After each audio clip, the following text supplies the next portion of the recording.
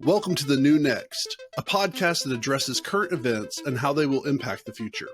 Co-hosted by the inquisitive public speaking champion, Mike McVeigh, and energy, economics, and technology expert, Matt Jensen. Join us as we explore all things energy, economic, tech, and political, and how they will affect our future. Podcasts typically grow by word of mouth.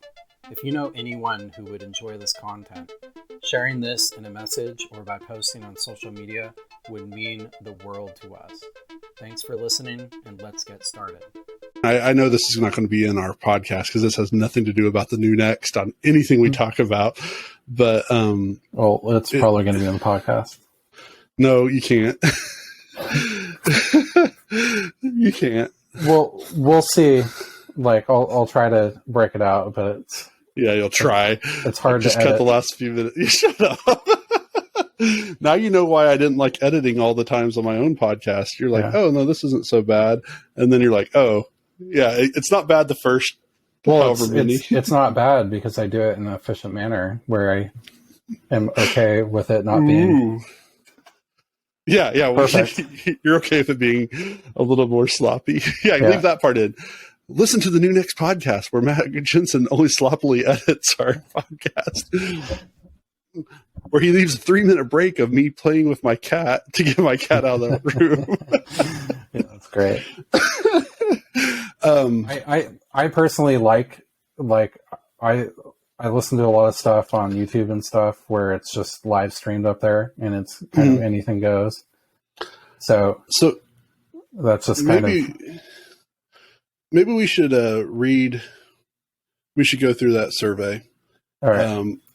And then that'll be our last thing, because I felt very conflicted reading the conflicting results of the conflict.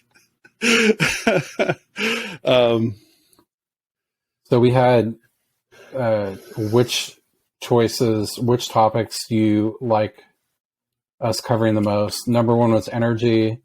Number 2 was financial markets. Number 3 was climate energy transition. Number 4 was oil and gas.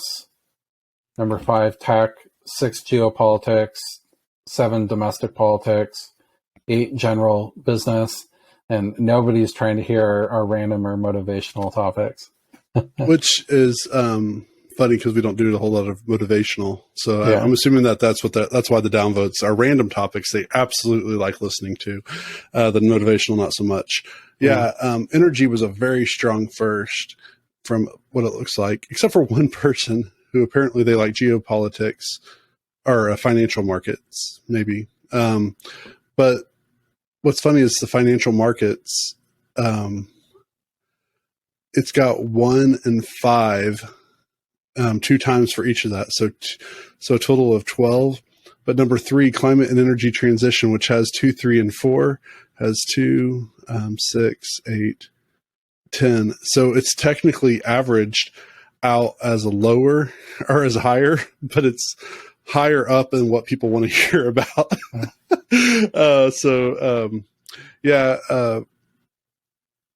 I think part of it that it's going to be difficult for us to try to stay on these specific things because so much of them overlap each other. Like I don't think we ever talk domestic politics for the sake of talking domestic politics.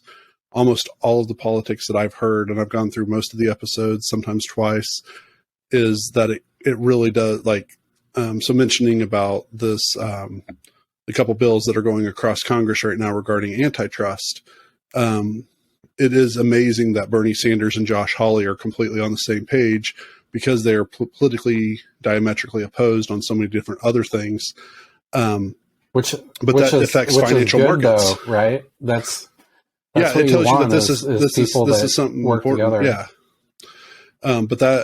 So it might sound like it's domestic politics, but it's really having to do specifically with the financial markets because antitrust and monopolies can greatly affect all of that specific area. And specifically with those antitrust lawsuits, it also affects the technology factor because the argument that is being made is that those 4 companies in particular, though they're not limited to, they're limiting the opportunity for better technology to come out.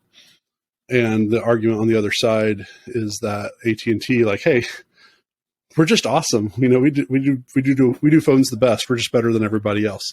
So the next one is, what do you like most about this podcast? And it was a single vote. There was not a ranking system. So it really cracks me up because all four of the people that responded gave a completely different answer. Yeah. That probably should have been ranked, but complex information made accessible. Mike and Matt's random conversation, as well as our opinions, each got a vote. Yeah, which was at the bottom of the list on the other thing. Well, and this is a small sample size, so we only asked a couple of people to do it, and we'll post it on so other listeners can do it. But we just asked a couple of our friends that we know listen to all the episodes or most of them. Yeah, we will have official survey sometime in the next month or so that we will hold open for a little while, as long as you guys promise to only vote once. I like this one. Do you prefer focus topic episodes that are clipped from a longer recording session? And I don't know. I always I thought like maybe we could do something. We had a 1 no, 1 not sure, and 2 yes. I always thought it'd be kind of cool, like Monday through Thursday or whatever 4 days we have that they're clipped. And then like the last episode of the week, it incorporates all of the recording or something. Yeah. Or vice versa. It has the whole recording, but if you just want to hear clips of it, that way you can tell that I'm a people pleaser. I want everybody to be happy.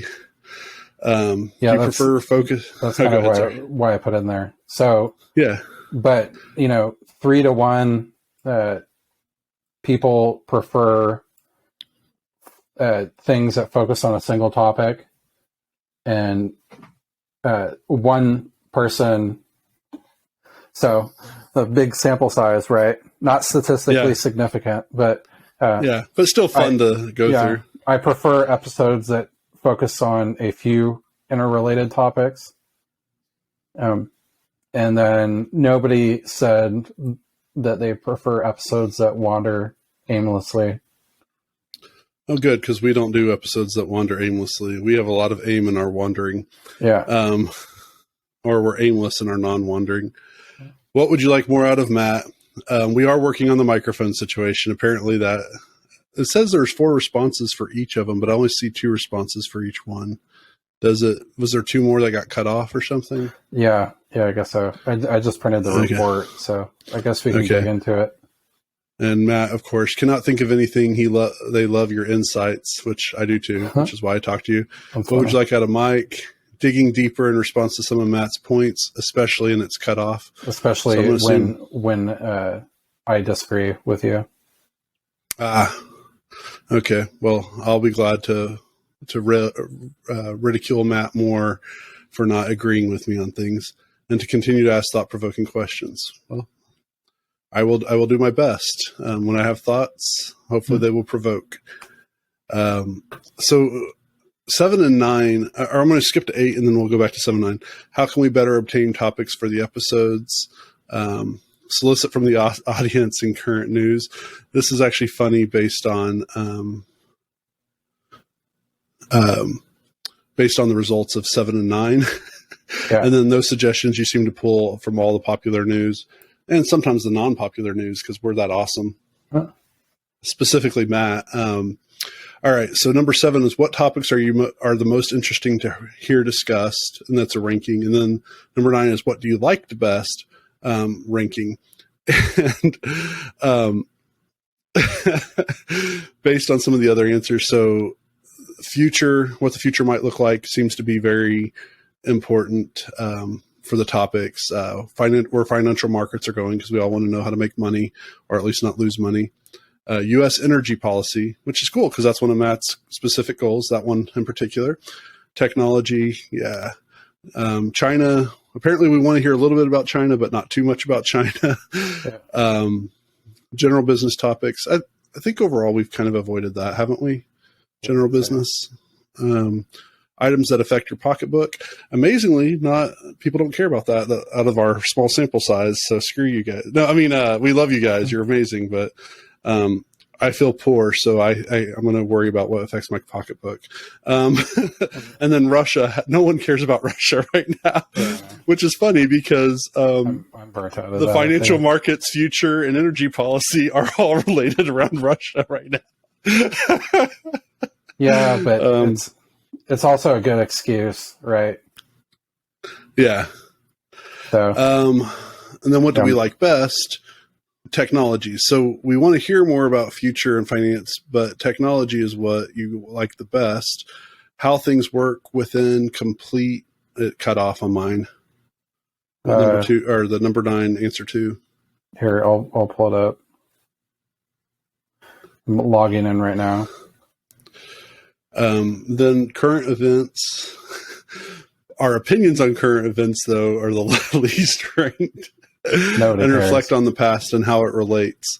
Yeah, you know what? That's one of the reasons why Matt likes me, is me being able to pull the past and comparing it to the current and future. So you're going to have to deal with that. That's my contribution to this podcast. So that's what makes you guys like Matt more. And I agree. Matt's pretty awesome. In fact, every time I see him, I just need some awe. Let's see. So, new technologies and what may affect the future was number 1. How things work within complex systems like energy was 2. Okay. Current events and what will happen in the future. So people, it seems like people are interested in, or the 4 people that we asked to fill us out basically are interested in our perspective on how things are now and how they'll look in the future. So basically kind of like the new next, right? And that includes current events and what will happen in the future. Nobody cares about our opinions on it though. So I think anything that we can do to talk about kind of like outcomes for this. So how can we obtain better attain topics for the episodes? We had 3 responses, which I would just take the topics of the day and do a deep dive you can't get on the news, solicit from the audience and current news, no suggestions you seem to pull from all the popular news and info sources. So maybe we should read news stories, I guess, do a quick scan before we go on here. I thought that's what I was doing. Yeah. But what would you like more out of Mike? So the first response said, I'd like to hear about areas Mike is more informed in, or things he's learned from his other podcast, and maybe how some of those experiences tie into bigger economic events. So I think, like, you know, I had some feedback on how people really liked the education, or the education loan episodes. So maybe a little bit more of that. Okay. And then what was the other response that didn't pull up? Digging deeper in response to some of Matt's points, especially when he disagrees with the response. Mm-hmm. And then continue to ask thought-provoking questions. Okay. And there's a 4th one. Or that was an asterisk. Someone filled out asterisk. So. Oh, that was actually okay. No, I get it. Yeah. All right. What was the response that didn't print up on yours for what we want more out of Matt? I would love for the technical dives to be more planned out than a part of a far-ranging conversation that's cut up. I think the technical parts could be more informative if they were prepped instead of off the cup. So that might be